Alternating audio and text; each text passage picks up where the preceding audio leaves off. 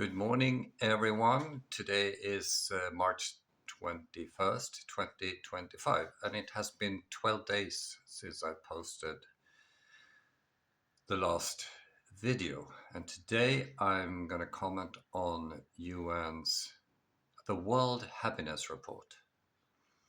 And as you know, I'm a psychological scientist and I deal with emotional and social adjustment and perspective thinking. And the last one is cognitive properties of the mind, which is what the brain does. And that's not me, that's Marvin Minsky, who worked with artificial intelligence and cognitive science at MIT. So anyway, the UN Happiness Report has been launched for many years now. And for the eighth, can't pronounce that, year, Finland is at the top of the ranking. And I have commented on this before, and I had, in that video, I got more than 50,000 views, which indicates that people are interested in mental health issues. And what I did then, this probably 2 years ago, could have been the sixth time Finland was at top of the ranking of this happiness report. I claimed it was dead wrong for obvious reasons, and after that I have gathered more information from Finnish government, which sort of what do you say? It's counterintuitive. It points in the opposite direction. So, and I have posted this to various news outlets who just reiterates the the outcome of the result. So here's how it goes. The the assessment is conducted in 150 out of the world's 193 countries. The Vatican is a state, but you know it's very special. So we just count 193 states around the world. They opted to do this inquiry in 150 of these countries. Now, 1,000 people did assess various statements on a scale, and this is 1,000 people is good because that's what statistical analysis is based on. To use fewer samples, smaller samples, and then sort of draw inferences on the population. The trick is here that Finland has a Swedish-speaking culture and a Uralic-speaking culture. And I have asked the people who is conducting this inquiry, they work at Simon Fraser, and they do not respond, which I think is kind of sad. So anyway, there are 43 countries which was excluded from the scale, and I don't know why, and I don't know what it means. What I do notice, though, is that Denmark, which has significantly fewer suicides per capita compared to Finland, ends up behind Finland when this survey is compiled. And for me, that's a warning sign from a methodological point of view. But the question is, the assessment is called the Candrill's ladder. And the question is, does it measure happiness? And I did my undergraduate work in experimental emotional psychology, and I assessed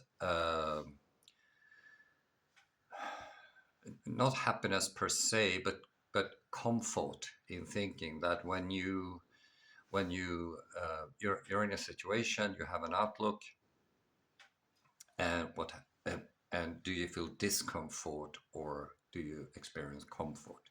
These are two, that one is negative and the other one is positive. And it's not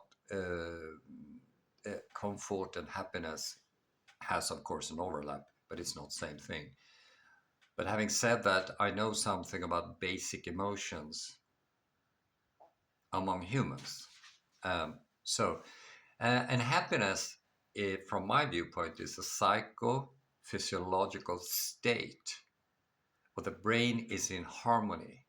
Okay, it's not that you experience a rush or something like that, or running around laughing, which could be which should be described, in my view, as something else. But you experience harmony in life and normal function. And how do we, well, how do we know that if you look at people, how do we know that they are in harmony? Well, after my undergrad in experimental emotional psychology, I did my master's thesis in social psychology, and I assessed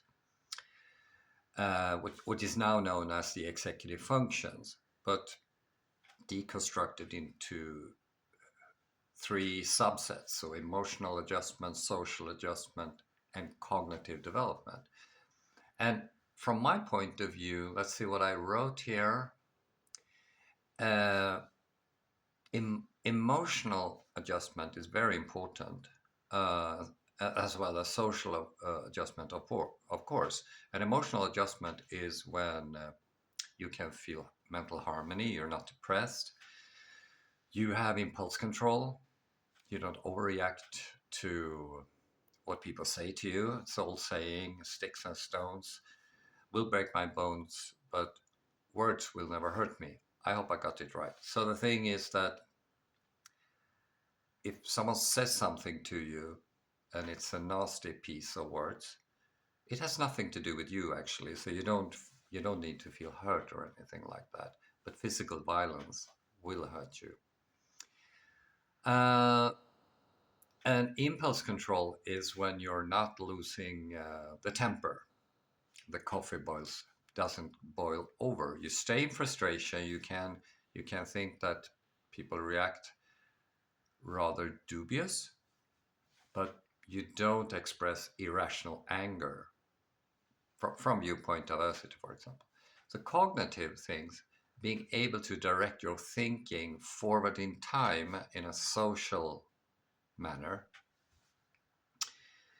And that means when you hook up with people, you talk about the future, your future prospect. That's actually normal thinking, believe it or not. However, Finland has the highest prevalence of depression in the European Union and the highest prevalence of Alzheimer's in the world, and twice as high as in Sweden. Sweden is the neighboring country, and we used to be one country, so we share biology and genetics and stuff like that. The Finnish Brain Foundation predicts that 50% of all Finnish women and 30% of all Finnish men over the age of 45 will suffer from a serious brain disease, and they think about Alzheimer. So an important marker for Alzheimer's is irrational aggression. Oh, here's a trigger warning, and it's probably politically incorrect and stuff like that. And it's not from me, it's from the police department and from Finnish governments and stuff like that. Finnish women's relational aggressiveness, which is psychological violence, is a major challenge. Helsingfors Police Department.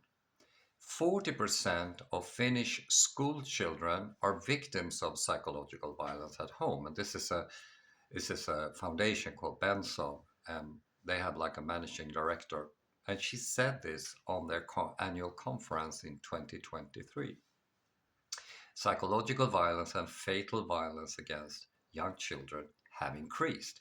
The same conference, the statement came from Finland's child commissar Elina Pekkarinen. Too many Finnish children do not cope with reading comprehension and numeracy, and this is from the Ministry of Education and Culture in 2022. Research at the University of Helsinki has collapsed. This is very important because this says something about how the country is developing. This was 2023, and late 2024 and early this year, Åbo Academy, which is a famous Swedish-speaking, it's not a university, it's a university college.